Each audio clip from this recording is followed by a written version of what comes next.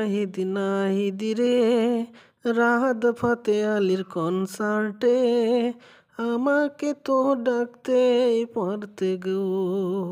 হ্যাঁ হ্যাঁ, তোমাকে ডেকে আমি এইদিকে আবার বাস খাই, তাই না? তুমি এমনি একদম দাগি আসামি, তোমাকে আসলেই তো অ্যারেস্ট, আর তুমি বলতেছো রাহাত ফাতে আলীর কনসার্ট।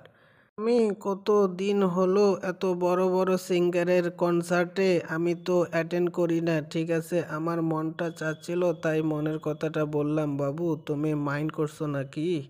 না না, মাইন্ড করব কেন? মাইন্ড করি নাই, কিন্তু মাইন্ড করার কথাই। তুমি এই যে কনসার্ট দেখার এই যে শখ, তুমি আর মনের মধ্যে জাগাও না, বুঝছো? এই শখ জাগায়া কোনো লাভ হবে না তোমার মনে।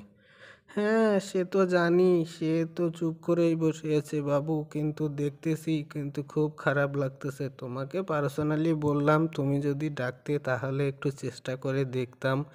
হ্যাঁ হ্যাঁ, সে আর তোমাকে ডেকে আমি আবার এদিকে চাপ খাই, ধাওয়া খাই, তাই না? আমি পারবো না বাবা, কে তোমাকে ডাকে ডাকুক। না না বাবু, তুমি যদি ডাকতে তাহলে আমি মোদিকে সঙ্গে নিয়ে পার্সোনাল ফ্লাইটে চলে যেতাম, 1 ঘন্টা দেখে তাড়াতাড়ি আবার দেশে এই